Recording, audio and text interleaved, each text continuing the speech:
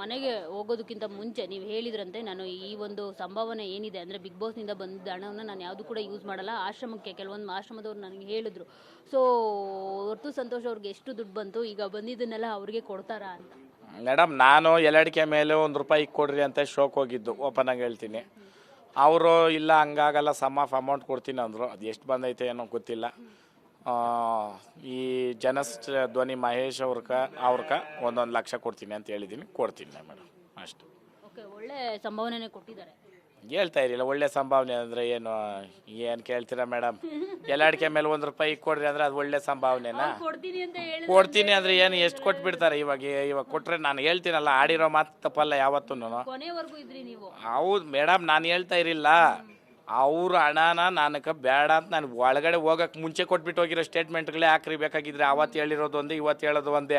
ಆ ಗೆದ್ದಿರೋ 50 ಲಕ್ಷ ಯಾರಿಗೋ ಒಬ್ರಕ ಅವ್ರ ಫ್ಯಾಮ್ಲಿಗೆ ಹೆಲ್ಪ್ ಆಗುತ್ತೆ, ಅದು ಅವ್ರಿಗೆ ಒಳ್ಳೇದಾಗುತ್ತೆ ಅಂದ್ರೆ ಸಂತೋಷ. ಕಾರ್ತಿಕ್ ಗೆದ್ದಿರೋದ್ರಲ್ಲಿ ನಮ್ಗೇನು ಇದಿಲ್ಲ.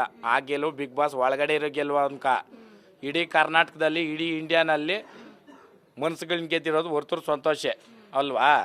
ಅದಕ್ಕೆ ನಾನು ವೇದಿಕೆಗೂ ಗೌರವ, ಅದು ಅಷ್ಟೇ. ನಾನು ಬೇರೆ ಮಾತಾಡಲ್ಲ. ಆ ಟ್ರೋಫಿನ ಕೈಯಾಗಿ ಇಕ್ಕೊಳ್ಬೇಕು, ಅದು ಅಲ್ಲಿ ಗೆದ್ದಿರೋರ್ಕ. ನನಗೆ ಕೊಟ್ಟಿರೋ ಟ್ರೋಫಿ ನಾನು ನಡ್ಕೊಂಡು ಓದ್ತಾ ಇದ್ರೂ ಕಾಣಿಸ್ತಾ ಇರ್ತದೆ. ನಿಜನಾ ಸರ್?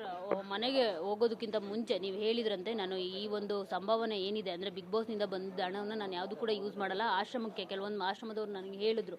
ಸೊ ಹೊರ್ತು ಸಂತೋಷ್ ಅವ್ರಿಗೆ ಎಷ್ಟು ದುಡ್ಡು ಬಂತು, ಈಗ ಬಂದಿದ್ದನ್ನೆಲ್ಲ ಅವ್ರಿಗೆ ಕೊಡ್ತಾರಾ ಅಂತ. ಮೇಡಮ್, ನಾನು ಎಲ್ಲಡಿಕೆ ಮೇಲೆ ₹1 ಕೊಡ್ರಿ ಅಂತ ಶೋಕ್ ಹೋಗಿದ್ದು, ಓಪನ್ ಆಗಿ ಹೇಳ್ತೀನಿ.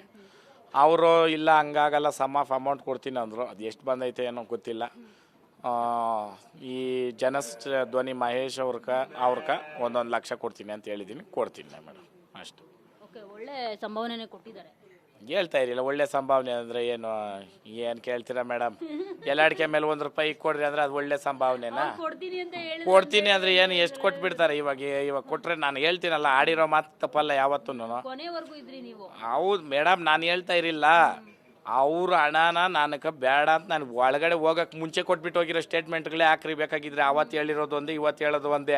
ಆ ಗೆದ್ದಿರೋ 50 ಲಕ್ಷ ಯಾರಿಗೋ ಒಬ್ರಕ ಅವ್ರ ಫ್ಯಾಮ್ಲಿಗೆ ಹೆಲ್ಪ್ ಆಗುತ್ತೆ, ಅದು ಅವ್ರಿಗೆ ಒಳ್ಳೇದಾಗುತ್ತೆ ಅಂದ್ರೆ ಸಂತೋಷ. ಕಾರ್ತಿಕ್ ಗೆದ್ದಿರೋದ್ರಲ್ಲಿ ನಮ್ಗೇನು ಇದಿಲ್ಲ. ಆ ಗೆಲುವು ಬಿಗ್ ಬಾಸ್ ಒಳಗಡೆ ಇರೋ ಗೆಲುವು ಅನ್ಕ.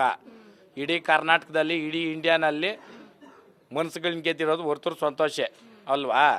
ಅದಕ್ಕೆ ನಾನು ವೇದಿಕೆಗೂ ಗೌರವ, ಅದು ಅಷ್ಟೇ. ನಾನು ಬೇರೆ ಮಾತಾಡಲ್ಲ. ಆ ಟ್ರೋಫಿನ ಕೈಯಾಗಿ ಇಕ್ಕೊಳ್ಬೇಕು, ಅದು ಅಲ್ಲಿ ಗೆದ್ದಿರೋರ್ಕ. ನನಗೆ ಕೊಟ್ಟಿರೋ ಟ್ರೋಫಿ ನಾನು ನಡ್ಕೊಂಡು ಓದ್ತಾ ಇದ್ರೂ ಕಾಣಿಸ್ತಾ ಇರ್ತದೆ. ನಿಜನಾ?